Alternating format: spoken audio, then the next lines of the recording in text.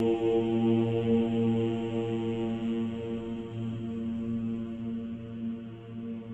माता शिव शक्ति अवतार। आज है 30/1/2025। रिवाइज डेट है 25/4/1967। लाडले बच्चे, बुद्धि से जज करो कि यह कमाई साथ देगी क्या। विवेक कहता है वो कमाई तो अल्पकाल क्षणभंगुर के लिए है। यह कमाई 21 जन्मों तक साथ देगी। इस तरफ भी ध्यान ना देने से बहुत घाटा हो जाएगा। जितना याद करेंगे सुदर्शन चक्रधारी बन बाप को याद करेंगे उतना ही कमाई होगी। गीत है छोड़ भी दे आकाश सिंहासन। ओम नमः शिवाय। तुम बच्चे जानते हो कि बाबा आया हुआ है। बाबा ने आकर परिचय दिया है।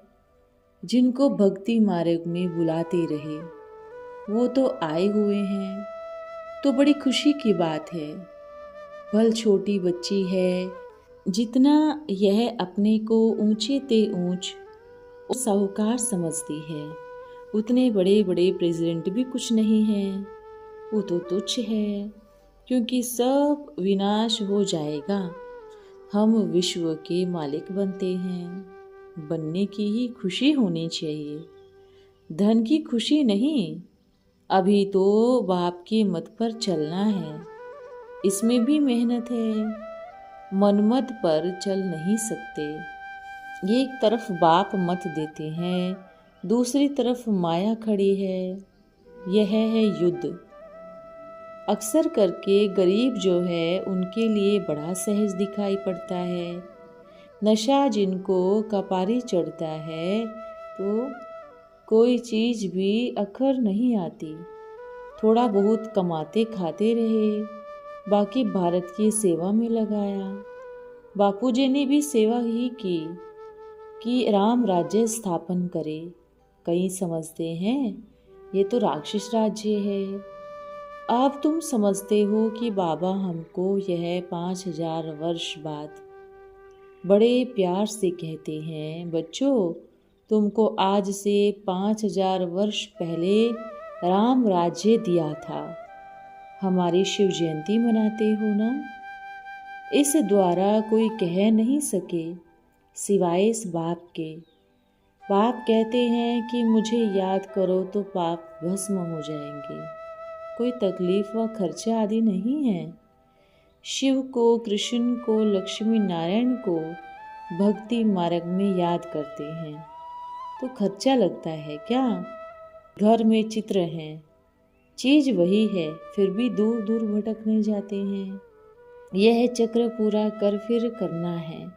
नाम भी वही कृष्ण ही है, फिर दूर दूर क्यों जाते हो। बुद्धि काम कुछ नहीं करती।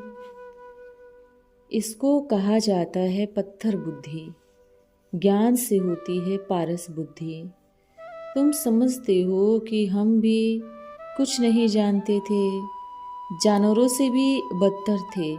यह बाबा भी कहते हैं ना, बल बहुत अनुभव किया, बड़ों बड़ों से मिलते थे, वाइस राय के पास दौड़ते रहते थे, पास ले लेते थे, कहते थे हम तो मर्चेंट प्रिंस हैं। बहुत प्यार से चिट दे देते थे। अब समझते हैं कि बर्थ नोटे पेनी थे। अब तो बाप मिला हुआ है तो कपारी नशा चढ़ा हुआ है। गरीबों को तो बहुत याद, बहुत नशा चढ़ा रहना चाहिए। अंदर में कितनी खुशी रहती है। यही धंधा हो कि दूसरों को आप समान बनाए। तुम बच्चों जैसा अच्छा धंधा और किसी का भी नहीं हो सके। नशा रहे कि हम भारत को श्रेष्ठ बनाते हैं तो अपने को भी बनाते हैं। यहाँ बैठे हुए हो तो कितना अतीन्द्रिय सुख रहना चाहिए। उस उमंग से बैठ समझाओ तो कितना वो खुशी हो जाए। ऐसी चलन चाहिए। बहुत मीठा बनना चाहिए जिससे नाम बदनाम नहीं हो, सतगुरु का निंदक ठोर न पाए। समाचार आया था कि सेंटर के बाहर बैठकर झगड़े, तो ऐसे क्या ठोर पाएंगे। रूठ कर आना छोड़ देते हैं, घर बैठ जाते हैं। बाप कहते हैं भल झगड़ो मगर पढ़ाई नहीं छोड़ो। ना पढ़ने वाले क्या बद पाएंगे। बड़ी भारी देवाभिमान है, नहीं तो कितनी खुशी रहनी चाहिए। बाबा के ही मत पर चलना चाहिए। बाबा जो आज्ञा दे, परंतु चलते नहीं हैं। माया भुला देती है। कोई ना कोई नशा आ जाता है, काम का नशा, क्रोध का नशा। गाते हैं बाबा आप आएंगे तो हम बलिहार जाएंगे। बलिहार जाना कोई मासी का घर नहीं है, कोई विरले ही बलिहार जाते हैं। फिर ऐसी सर्विस भी करते हैं। गुजरातियों को जगाना चाहिए। कुंभकर्ण की नींद में सोए पड़े हैं। स्वर्ग क्या नर्क क्या बिल्कुल ही पता नहीं। बंदर से भी बदतर है। तुम सीताएं सब रावण की जेल में शोक वाटिका में हो। तुम बच्चों को औरों को रास्ता बताने का बहुत शौक चाहिए। बिल्कुल अंधेरे में हैं, इसलिए कहा भी जाता है ब्लाइंड फेथ। मुसलमान भी हिंदुओं को काफिर कहते हैं। बाप को कल्प कल्प आकर कितनी मेहनत करनी पड़ती है।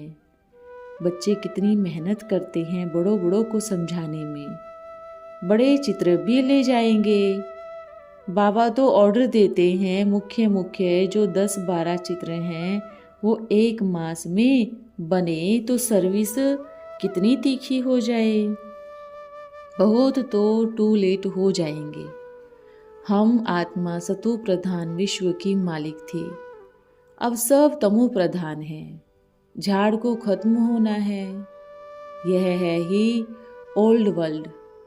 अब तुम सतो प्रधान बनते हो। जानते हो नई दुनिया थी, फिर पुरानी दुनिया हुई, फिर पुरानी से नई बननी है। दुनिया को तो कुछ भी पता नहीं है। फूलों का बगीचा और कांटों का जंगल यह संगम पर गाया जाता है। अब कांटों से फूल बन रहे हो। कांटे भी अनेक प्रकार के हैं, कोई बड़े कोई छोटे। पुरानी दुनिया में है ही कांटों का जंगल।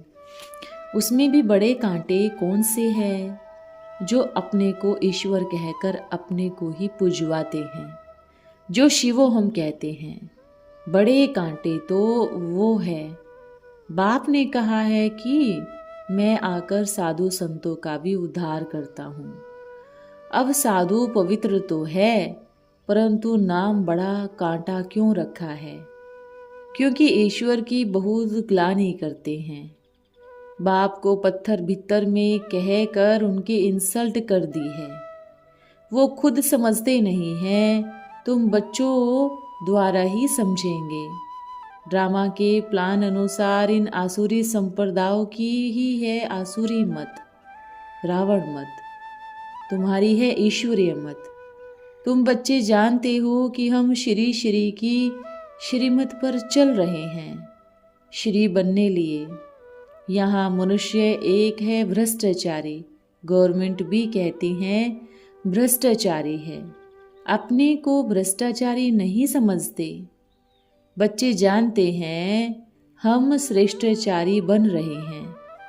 हम श्रेष्ठाचारी थे, फिर रावण ने भ्रष्टाचारी बनाया है। बाबा ने समझाया था ना, हम सो का अर्थ यह धारण करने योग्य है। ओम का अर्थ भी समझाया और सोहम का अर्थ भी समझाया। तो कितना रात दिन का फर्क है। तुम बच्चों के सिवाय और कोई समझ ना सके। तुम्हारा ही पार्ट है। हम सो ब्राह्मण, फिर सो देवता, सो क्षत्रिय। अब तुम इस अर्थ को समझते हो। मनुष्य तो आत्मा सो परमात्मा कह देते हैं। बच्चों को अंदर खुशी होती होगी कि सामने आए हैं।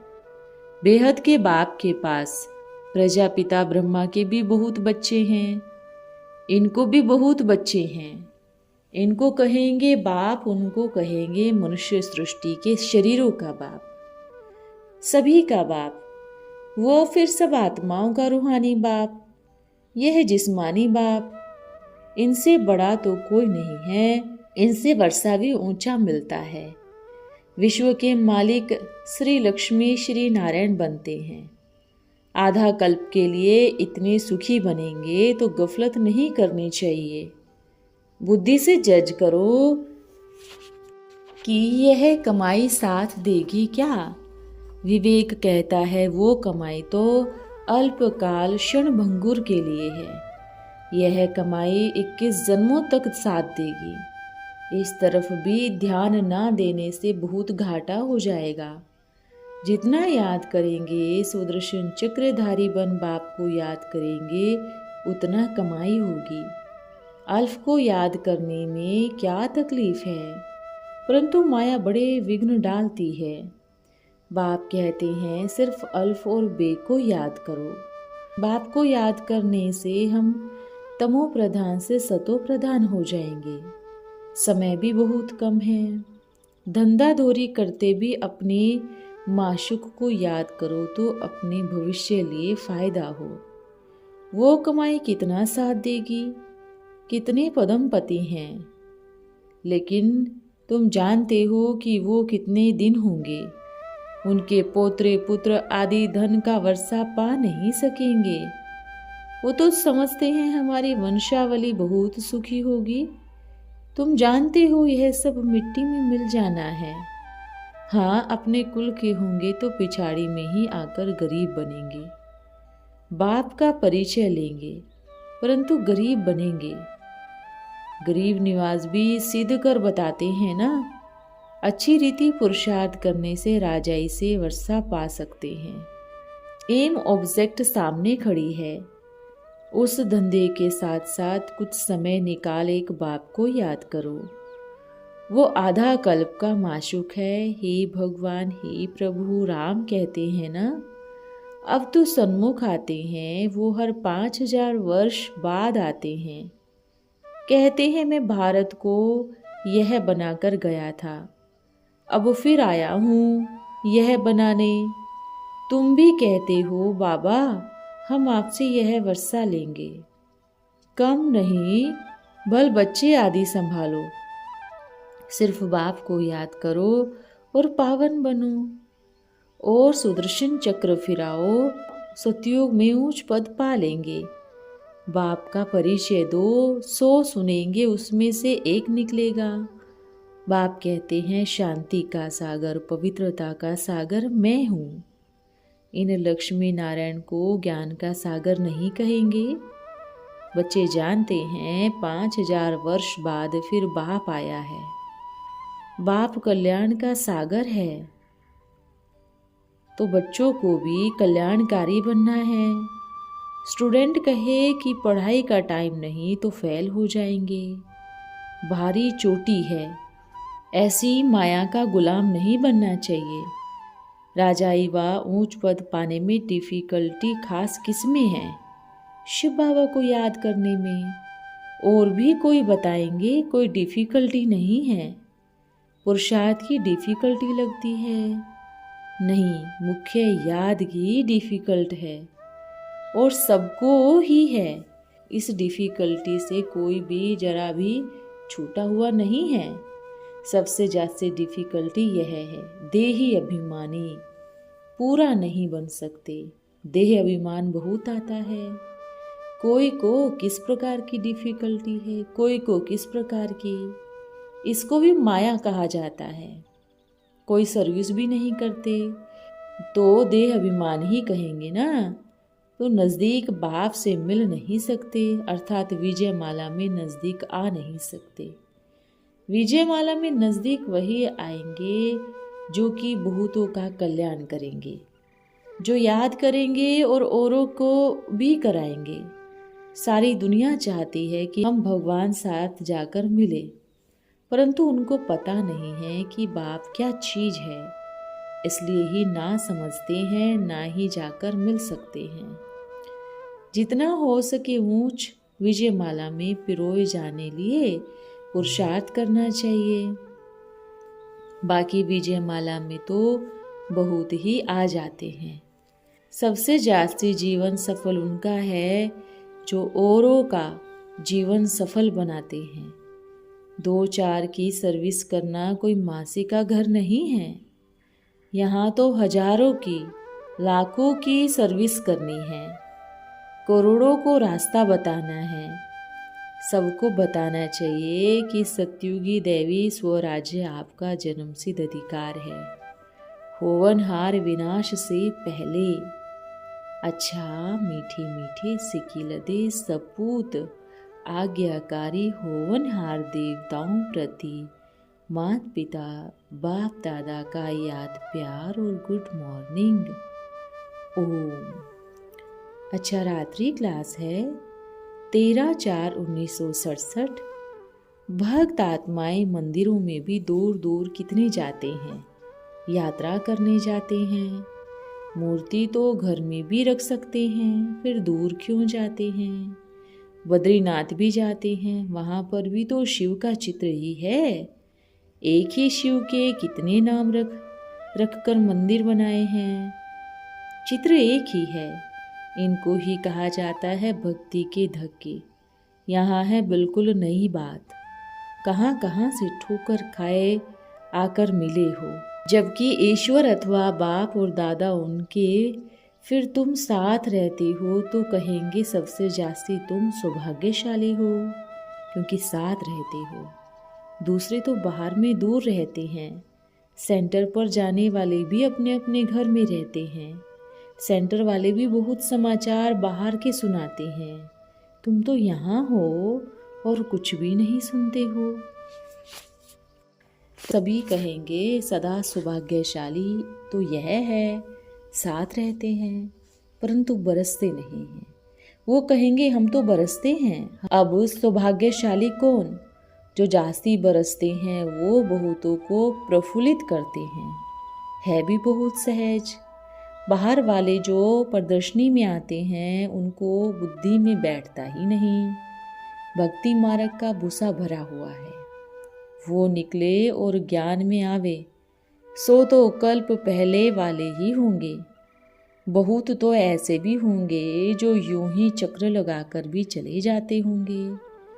सुना परंतु मगज में कुछ भी नहीं बैठा, ऐसे भी चक्र लगाते हैं।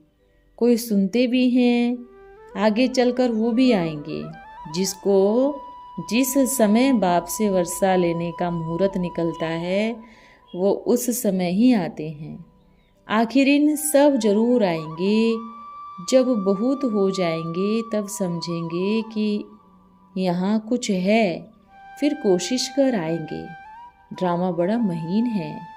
जिस समय जिसके भाग्य में होगा उस समय ही तीर लगेगा। सुनते सुनते आखिर इनमें कुछ समझ आ जाती है। ऐसे बच्चों को पत्र व्यवहार आते हैं। कोई को कशिश होती है बाप के पास आने की, कोई को नहीं होती। कशिश हुई तो समझो सौभाग्यशाली बाप के पास आकर कुछ न कुछ लेकर जाएंगे, रिफ्रेश होकर जाएंगे। भल गरीब हो परंतु सर्विसेबल हो तो सेंटर की तरफ से भी मिल जाता है कि भल यह भी सन्मुख होकर आए हैं। आगे चलकर बहुत राजों का पत्र पड़ेगा। आखिरन में भी राजाएं मिलती कैसे है, विनाश भी देखेंगे। अच्छा बच्चों, ओम नमः शिवाय।